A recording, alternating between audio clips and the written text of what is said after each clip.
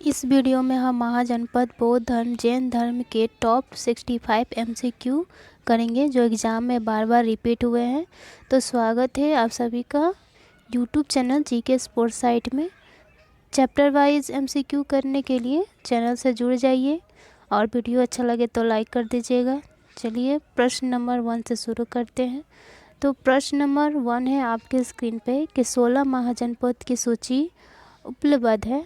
ये आपके हम जानते हैं कि 16 महाजनपद का जो हमें जानकारी मिलती है वो हमें जैन ग्रंथ से भी मिलती है और बौद्ध ग्रंथ से भी मिलती है। तो बौद्ध ग्रंथ के अंगुत्तर निकाय से और जैन ग्रंथ के भगवती सूत्र से हमें जानकारी मिलती है। तो इसका सही आंसर हो जाएगा ऑप्शन ए, अंगुत्तर निकाय। प्रश्न 2 है कि वो गणतंत्र का नाम बताइए जो 6 ईसा पूर्व जातियों का राज्य संघ था। तो ये आपका हो जाएगा वजी। और ये किसकी राजधानी था? वैशाली का। अवंती की राजधानी उज्जैन। उत्तरी अवंती की राजधानी हो जाएगा आपका उज्जैन और दक्षिणी अवंती का राजधानी महिष्मती। इसको दो राजधानी है, उत्तरी अवंती दक्षिणी अवंती। और गंधार का आपका तक्षशिला हो जाएगा। तो इसका सही आंसर हो जाएगा ऑप्शन बी, सही है प्रश्न 2 का। प्रश्न 3 देखेंगे। प्रश्न 3 है कि 16 महाजनपद में से किसकी राजधानी तक्षशिला थी? तो अभी बताएं तक्षशिला की राजधानी क्या था? गंधार। वजी का बताया वैशाली। कुरु का क्या था? कुरु का आपका इंद्रप्रस्थ जो कि हरियाणा में है और कौशल का श्रावस्ती यूपी। और वजी आपका बिहार में पड़ेगा। प्रश्न 4 है कि निम्नलिखित मगध के राजवंशों का कालक्रम अनुसार लिखिए। तो मगध में हम जानते हैं कि कुल 7 वंश शासक किए हैं शासन। तो उसमें हम ट्रिक बताए थे जब मगध साम्राज्य पढ़ाए थे हसीन मसू का। तो ह से आपका हर्यक वंश तो पहले नंबर पे आएगा, फिर आपके शिशुनाग वंश आएगा, फिर आपका नंद वंश आएंगे, उसके बाद मौर्य वंश आएंगे। तो इसका जो सही आंसर हो जाएगा पहले डी, उसके बाद बी, उसके बाद ए और उसके बाद सी। ये आपका सही क्रमानुसार है। तो फिर से देखेंगे, फिर से उसका जो देखेंगे हो जाएगा डी, फिर आपका बी, फिर ए और उसके बाद सी। तो नंद वंश जो मौर्य वंश की स्थापना किसने किया था? चंद्रगुप्त मौर्य ने और धनानंद को पराजित करके। ठीक है, क्वेश्चन नंबर 5 देखेंगे। प्रश्न 5 है प्राचीन काल में पटना किस नाम से जाना जाता था? तो प्राचीन काल में पटना को पाटलिपुत्र के नाम से जाना जाता था जिसने उदयन ने अपनी राजधानी बनाई थी। प्रश्न 6 है कि सबसे पहले व्यापारिक संघ की स्थापना किस काल में हुई थी? तो ये आपके महाजनपद काल में हुई थी। तो इसका सही आंसर हो जाएगा ऑप्शन ए। देखते हैं नेक्स्ट प्रश्न देखते हैं। प्रश्न 7 है कि प्राचीन साम्राज्य अवंती की राजधानी कहाँ अवस्थित है? तो अब उत्तरी अवंती की राजधानी आपका उज्जैन हो जाएगा, जो ऑप्शन सी सही हो जाएगा आंसर। और अवंती की 2 राजधानी थी, उत्तरी अवंती एक दक्षिणी अवंती। तो दक्षिणी का बताए थे महिष्मती और उत्तरी का उज्जैन। ठीक है। प्रश्न 8 है कि पुराणों के अनुसार मगध राजवंश का संस्थापक कौन था? तो देखिए ये पुराणों के अनुसार मगध साम्राज्य का जो संस्थापक हो जाएगा आपका बृहदत्त हो जाएगा। और मगध पर कुल शासन करने वाले 7 वंश हुए और बिंबिसार जो पहला शासक था मगध पे शासन करने वाला जो कि हर्यक वंश से संबंधित है। प्रश्न 9 है कि बुद्ध और महावीर निम्नलिखित में से किस महाजनपद में आते थे? तो ये आपका सही ऑप्शन हो जाएगा डी, मगध महाजनपद से आते थे। हम जानते हैं कि बुद्ध और महावीर को जो ज्ञान की प्राप्ति हुआ था वो मगध में ही हुआ था। ठीक है, बुद्ध को बोध गया में और महावीर को। प्रश्न 10 है कि किस शासक द्वारा सर्वप्रथम पाटलिपुत्र का राजधानी के रूप में चयन किया गया। तो ये आपके उदयन के द्वारा पाटलिपुत्र की राजधानी चयन की गई थी। और उदयन किस वंश से था? तो ये आपके हर्यक वंश से था। अजातशत्रु इसके पिता थे, यानी उदयन इसका पुत्र था। और अजातशत्रु का जो पिता था वो बिंबिसार था। प्रश्न 11 है कि अजातशत्रु के शासनकाल के प्रथम बौद्ध संगीति का आयोजन किस नगर में किया गया था? तो अजातशत्रु के शासनकाल में जानते हैं कि प्रथम बौद्ध संगीति हुई थी, जो कि राजगीर में करवाई गई थी। और किस अजातशत्रु और स्थान था राजगीर। और अध्यक्ष कौन थे इसके? तो अध्यक्ष इसके महाकश्यप थे। और ये 483 ईसा पूर्व में हुआ था। और प्रथम बौद्ध संगीति के अंतर्गत सूत पिटक और विनय पिटक को अपनाए उसमें शामिल किया गया था। प्रश्न 12 है कि महावंश के अनुसार बिंबिसार किस आयु में सिंहासन पर बैठा था? तो इसका सही आंसर हो जाएगा 15 वर्ष की आयु में बिंबिसार सिंहासन पर बैठा था। और महावंश है एक और एक दीपवंश है, ये दोनों बौद्ध ग्रंथ हैं। याद रखिएगा, ये दोनों बौद्ध ग्रंथ हैं, महावंश और दीपवंश, जो कि ये भारत का नहीं श्रीलंका का है। ठीक है। और बिंबिसार ने कुल 52 वर्ष तक शासन किया था, यानी कि 52 वर्ष तक उसका शासन काल चला था। उसके बाद उसका जो पुत्र है अजातशत्रु, उसने कुल 32 वर्ष तक शासन किया था। ये सब सारे हम बताए हुए हैं, मगध साम्राज्य जब पढ़ाए हैं, तो अब प्लेलिस्ट भी बना हुआ है हिस्ट्री का, जाके देख सकते हैं। चलिए प्रश्न 13 देखेंगे। क्वेश्चन नंबर ये प्रश्न 13 है कि राजगीर का राज्य चिकित्सक जो जीवक है, जिसे गणिका के पुत्र के रूप में भी जाना जाता है, तो उसका नाम क्या है? तो ये आपका सलावती हो जाएगा। अगर नतर्की दिया रहेगा तो आम्रपाली होता। ठीक है, तो इसका डी सही आंसर हो जाएगा ऑप्शन। प्रश्न 14 है कि महाभारत का प्रारंभिक नाम क्या था? तो महाभारत का प्रारंभिक नाम आपका जय संहिता हो जाएगा। और महाभारत का युद्ध कुल 18 दिन चला था। और महाभारत को महाकाव्य कहा जाता है। महाकाव्य हमारे दो हैं, एक महाभारत और एक रामायण, तो सबसे बड़ा महाकाव्य आपका महाभारत हो जाएगा। प्रश्न 15 है, निम्नलिखित में से मगध का कौन सा राजा सिकंदर महान का समकालीन था? तो हम लोग जानते हैं कि धनानंद के ही समय, जब धनानंद का शासनकाल चल रहा था, तो उसी वक्त सिकंदर ने भारत आक्रमण किया था, तो धनानंद हो जाएगा। और चंद्रगुप्त मौर्य ने धनानंद की मृत्यु करके मौर्य वंश की स्थापना की। महापद्मनंद नंद वंश के संस्थापक था। ठीक है, इसको याद रखिएगा। तो प्रश्न 16 है कि मान्यता अनुसार महाभारत की लड़ाई कुरुक्षेत्र में कितने दिन तक लड़ी गई थी? तो ये 18 दिन तक, अभी बता दिए। चलिए प्रश्न 17 देख।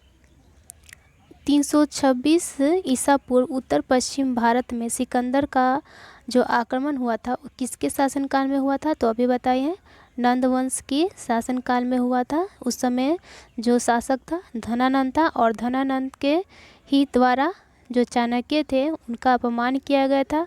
और उसी अपमान के बदला लेने के लिए चंद्रगुप्त मौर्य के द्वारा नंद वंश का खात्मा हो गया था।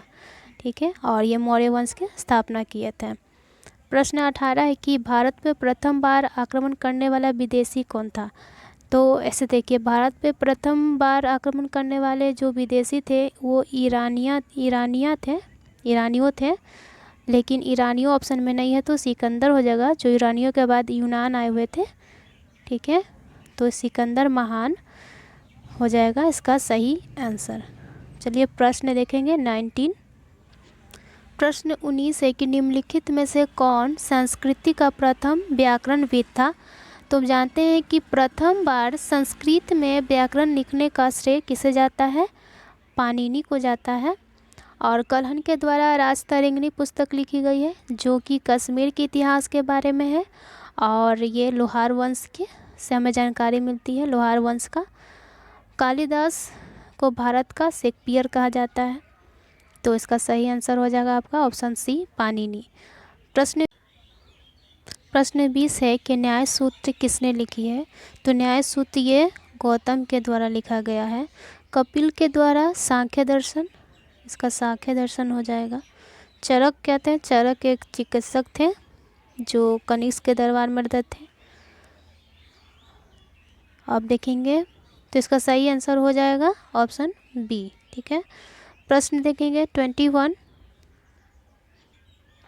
प्रश्न 21 है कि हिंदू विधि को किसने सर्वप्रथम संहिताबद्ध किया है? तो ये मनु, ऑप्शन बी सही आंसर हो जाएगा। प्रश्न 22 है कि भारतीय दर्शन की प्रारंभिक शाखा कौन है? तो भारतीय दर्शन की प्रारंभिक शाखा आपका शाक्य हो जाएगा। मीमांसा दो है, उत्तरी मीमांसा और पूर्वी मीमांसा। तो उत्तरी मीमांसा का आपका हो जाएगा बदरायन, अब पूर्वी मीमांसा का हो जाएगा जैमिनी। और विशेषिक जो है, विशेषिक के जो दर्शन है वो आपके हो जाएंगे कनाद, चवार्क, ये आपके चिकित्सक थे। चलिए प्रश्न नंबर अब 23 देखेंगे। तो प्रश्न 23 है कि निम्नलिखित में से कौन भारतीय दर्शन की आरंभिक विचारधारा है? तो ये आपका सही आंसर हो जाएगा ऑप्शन ए, सांख्य। योग हो जाएगा पतंजलि, योग पतंजलि के प्रवर्तक है। और विशेषिक का हो जाएगा कनाद। प्रश्न 24 है कि राजस्थान में माउंट आबू का दिलवाड़ा मंदिर का निर्माण निम्नलिखित में से किस धर्म के अनुयायियों द्वारा किया गया था? तो हम लोग जानते हैं कि राजस्थान में माउंट आबू पर जो दिलवाड़ा का मंदिर है वो जैन धर्म का मंदिर है, जैन धर्म से संबंधित है। तो इसका सही आंसर हो जाएगा ऑप्शन सी, जैन धर्म।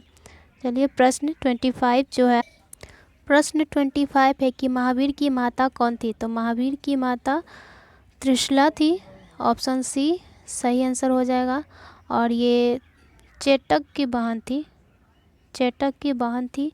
युनोजा जो थी महावीर स्वामी की पुत्री थी। और यशोदा इनकी महावीर स्वामी की धर्म पत्नी थी। ठीक है, तो सही आंसर ऑप्शन सी हो जाएगा, त्रिशला। ऑप्शन 26 है, क्वेश्चन 26 है कि वर्धमान महावीर और किस नाम से विख्यात है? तो भगवान महावीर को जब ज्ञान की प्राप्ति हुआ था तो उन्हें जीन कहा गया था। जीन यानी कि विजेता होता है। तो ऑप्शन ए सही हो जाएगा प्रश्न 26 का। ठीक है, प्रश्न 27 देखेंगे। प्रश्न 27 है कि दक्षिण भारत में जैन धर्म का प्रचार प्रसार हुआ था।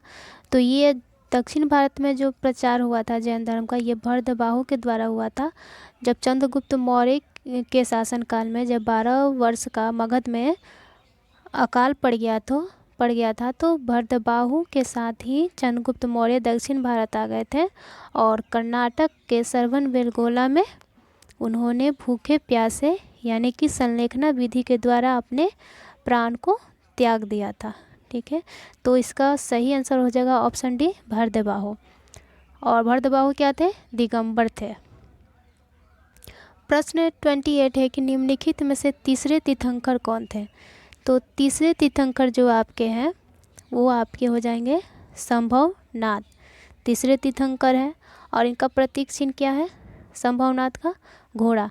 ऋषभदेव को हम क्या कहते हैं? आदिनाथ भी कहते हैं ऋषभदेव को, याद रख लीजिएगा, आदिनाथ ऋषभदेव को भी कहा जाता है। और ये पहले तीर्थंकर थे। अजीतनाथ जो है, अजीतनाथ ये दूसरे तीर्थंकर है और इनका प्रतीक चिन्ह हाथी, याद रखिएगा। और ऋषभ जो है इनका प्रतीक चिन्ह क्या हो जाएगा? वृषभ, यानी कि साढ़, संस्कृत में हो जाएगा वृषभ, इसको ध्यान में रखिएगा। अब देखेंगे प्रश्न 29। प्रश्न 29 है कि निम्नलिखित में से कौन सा उपदेश जैन धर्म के उपदेश में शामिल नहीं है? तो जैन धर्म हो या बौद्ध धर्म हो, दोनों ने भगवान में विश्वास को नहीं माना था, लेकिन अहिंसा को नहीं करना है जैन धर्म ने माना था, शामिल किया था। और कर्म और पुनर्जन्म को भी माना था। प्रश्न 30 है कि ईसा पूर्व 3री सदी के आसपास पहली जैन परिषद कहाँ हुई थी? तो हम लोग जानते हैं कि 300 ईसा पूर्व में प्रथम बौद्ध जैन संगीति हुई थी। दो ही जैन संगीति हुई थी, एक 300 ईसा पूर्व और एक हुई थी 512 में। तो पहला जो हुआ था आपका पाटलिपुत्र में हुआ था और इसके जो अध्यक्ष थे आपके स्थूलभद्र थे। और जो दूसरी हुआ था 500 या फिर 600 ईस्वी में जो हुआ था, ये आपके वल्लभी गुजरात में हुआ था और इसके जो अध्यक्ष थे आपके क्षमा श्रमण थे। ठीक है, क्षमा श्रमण। अब देखेंगे प्रश्न 21।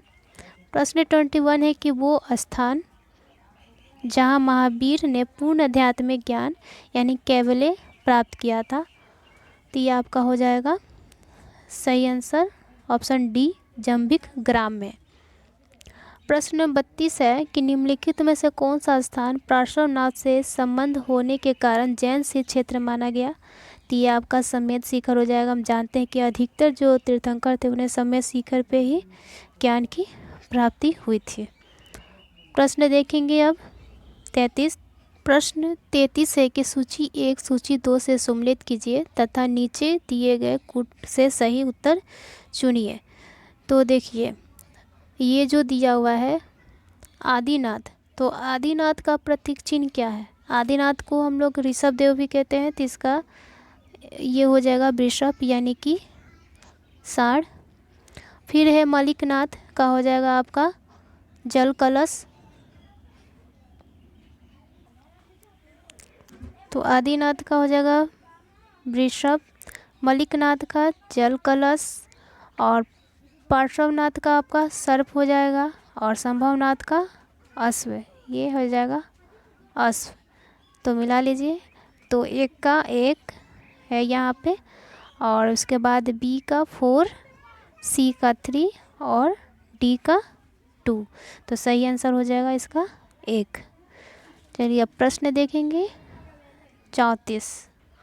क्वेश्चन नंबर 34 है कि कुंडलपुर जन्म स्थान है। तो कुंडलपुर या फिर कुंडग्राम ये महावीर स्वामी का जन्म स्थान है। महावीर स्वामी का जन्म जो 540 ईसा पूर्व में हुआ था और मृत्यु इनकी पावापुरी नालंदा में हुई थी। और इनके बचपन का नाम वर्धमान था और इन्हें जो गृह त्यागा था तब इनकी उम्र 30 वर्ष थी। प्रश्न 35 है कि महावीर की मृत्यु के बाद जैन संघ का मुखिया किसे कहा जाता है। तो महावीर की मृत्यु के बाद जैन संघ के मुखिया सुधर्म को कहा गया है। चलिए प्रश्न देखेंगे अब 36। चलिए प्रश्न 36 है कि अनुव्रत शब्द किस धर्म से जुड़ा है। तो अनुव्रत शब्द जो है ये आपके जैन धर्म से जुड़ा हुआ है। तो ऑप्शन सी इसका सही आंसर है। प्रश्न 37 है कि सम्मिलित कीजिए सूची 1 को सूची 2 से। तो जैन धर्म का हो जाएगा पावापुरी और हिंदू का हो जाएगा हिंदू धर्म का वाराणसी, इस्लाम धर्म का हो जाएगा आपका मदीना और ईसाई धर्म का हो जाएगा वेटिकन। तो सही आंसर हो जाएगा ए का 4, बी का 3, सी का हो जाएगा आपका 1 और डी का हो जाएगा 2। इसका सही आंसर ही हो जाएगा। चलिए देखेंगे प्रश्न 38। प्रश्न 38 है कि इनमें से सही को मिलाना है। तो बुद्ध का जन्म कहाँ हुआ, सही मिलाना है। तो बुद्ध का जन्म आपका लुम्बिनी में और बुद्ध को ज्ञान की प्राप्ति गया के बोध गया में और बुद्ध का पहला उपदेश बुद्ध ने पहला उपदेश दिया था सारनाथ में और बुद्ध का जो मृत्यु हुआ था कुशीनगर में। तो सारे सही है। ठीक है। तो प्रश्न है 39 के निम्नलिखित में से कौन सा नाम बुद्ध का दूसरा नाम है। तो बुद्ध का दूसरा नाम आपका प्रच्छन्न हो जाएगा, प्रच्छन्न। देखेंगे अब प्रश्न 40। प्रश्न 40 है कि अजंता की जो चित्रकारी है निम्नलिखित में से किससे प्रेरित है। तो अजंता की जो चित्रकारी है वो आपके दयालु बुद्ध से संबंधित है और एलोरा की जो गुफा है उसमें हमें क्या देखने को मिलता है, बौद्ध धर्म, जैन धर्म और हिंदू धर्म भी तीनों देखने को मिलता है ये एलोरा की गुफाएं में। और वो राष्ट्रकूट के शासकों के द्वारा बनवाया गया था और ये अजंता की गुफा जो है ये गुप्त वंश के शासन काल के द्वारा बनवाया गया था गुप्तों के द्वारा, और ये बुद्ध धर्म से संबंधित है, तो दयालु बुद्ध इसका सही आंसर हो जाएगा, ऑप्शन ए। प्रश्न है 41 कि नालंदा विश्वविद्यालय विद्या का एक महान केंद्र था। तो हम जानते हैं कि नालंदा विश्वविद्यालय में हमें बौद्ध धर्म की शिक्षा दी जाती थी, तो बौद्ध धर्म के लिए प्रचलित है। अब प्रश्न देखेंगे 42। प्रश्न 42 है कि बौद्ध धर्म ने समाज के दो वर्गों को अपने साथ जोड़कर एक महत्वपूर्ण प्रभाव छोड़ा। तो बौद्ध धर्म ने स्त्री एवं शूद्र को जोड़कर समाज में एकता की भावना को जगाया था। उसने किसी में भेदभाव नहीं किया था, सभी को साथ में लेके चला था बौद्ध धर्म। तो बौद्ध धर्म स्त्री एवं शूद्र, सही आंसर हो जाएगा ऑप्शन बी।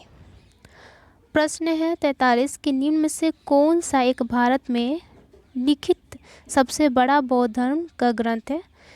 तो सबसे बड़ा लिखित बौद्ध ग्रंथ का जो धर्म है वो हो जाएगा वाम-सात-पाक-सिनी। ये भी आई है, इसको याद रखिएगा। चलिए प्रश्न देखेंगे 44। प्रश्न 44 है कि बुद्ध के उपदेश किस भाषा में है। तो बुद्ध के उपदेश हम जानते हैं कि आपके पाली भाषा में, जो कि आसानी से समझ में आ जाती थी, उस वक्त का बोलचाल की भाषा थी पाली। और प्रकृति किसकी उपदेश किसने दी है प्रकृति में उपदेश, तो ये आपके जैन धर्म, जो कि महावीर स्वामी है, 24वें तीर्थंकर थे, उन्होंने प्राकृत भाषा में उपदेश दिया है और बुद्ध ने पाली भाषा में। प्रश्न है 45 कि निम्न में से कौन सा शासक बुद्ध का समकालीन था।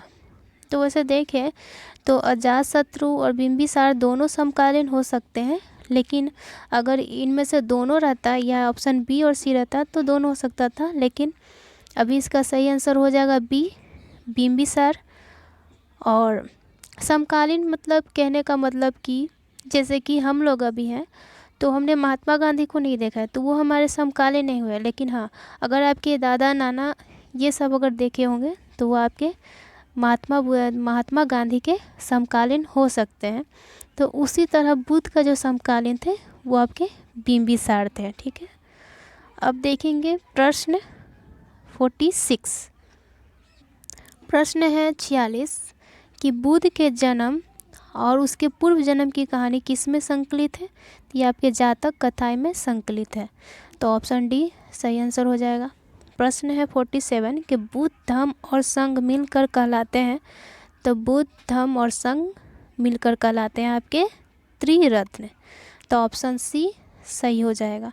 अब देखेंगे 48 प्रश्न, तिब्बत में बौद्ध धर्म का प्रचार करने वाले बौद्ध भिक्षु कौन थे। तो ये आपका सही ऑप्शन हो जाएगा ए, पद्म संभव।